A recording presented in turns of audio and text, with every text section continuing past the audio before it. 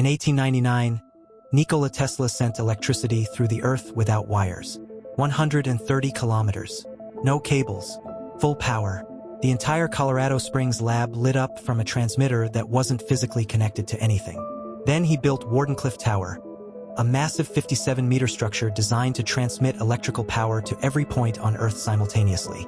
J.P. Morgan funded it and then killed it. The official story: Morgan pulled funding when he realized he couldn't meter it.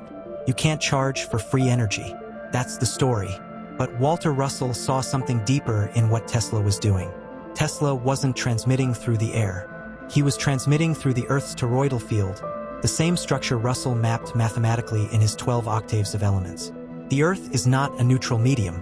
It's an active resonant cavity, the same geometry as a Tesla coil, vibrating at its own fundamental frequency. Tesla found that frequency. Russell explained why it exists. Earth resonates at approximately 7.83 Hertz, Schumann resonance. Tesla's tower was tuned to this. He wasn't sending electricity through the ground. He was exciting the Earth's torus at its natural harmonic. Free energy isn't free. It's already paid for. By the torus. By the spin of the planet. By the cone geometry of the sun. The energy is already there, omnipresent, as Russell called it. We've just been using the wrong tuning fork. The next episode is already in my profile. Subscribe so you don't miss it. Here is the equation that free energy companies don't want you to understand. Walter Russell's universe operates on one principle. Everything that radiates also accumulates. The two cones, the centrifugal and the centripetal, are inseparable. You cannot have one without the other. Modern physics describes only the radiating half. Entropy, decay, energy dispersing outward. This is why mainstream physics says free energy violates thermodynamics. But Russell's model includes the centripetal half, the accumulating cone. The cone that concentrates energy inward toward the apex. The solar flash, the 0 point, the seed of the next cycle. 0 point energy in quantum physics is the baseline energy that exists at absolute zero temperature, the minimum energy a system can have. Mainstream physics treats it as a nuisance, a rounding error. Russell says it's the entire point. 0 point is the apex of the accumulating cone. It's not minimum energy. It's maximum potential, all the energy of the next cycle compressed to a single point. Victor Schauberger, the Austrian naturalist who designed implosion turbines, understood this intuitively without Russell's equations. Schauberger watched water moving in rivers and said, "Nature doesn't push outward, it pulls inward." His turbines used centripetal vortex motion instead of explosive combustion. 3 languages, 1 phenomenon.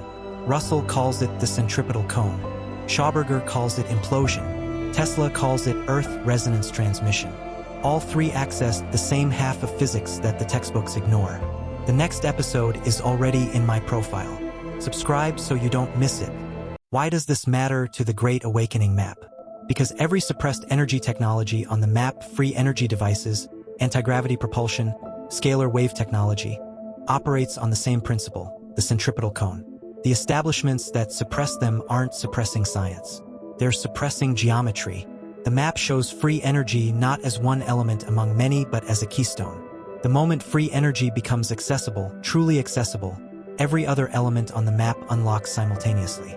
No oil, no nuclear power, no energy infrastructure that requires centralized control. Every house, every village, every individual becomes energetically sovereign. Russell said this would happen. He called it the return to the generative phase, the universe breathing back in after a long exhale. The centripetal cone dominates when the torus completes its cycle.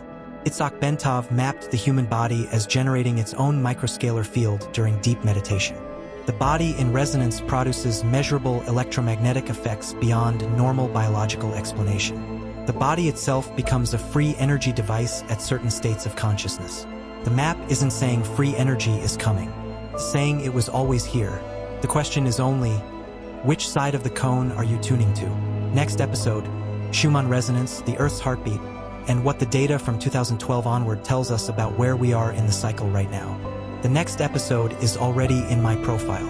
Subscribe so you don't miss it.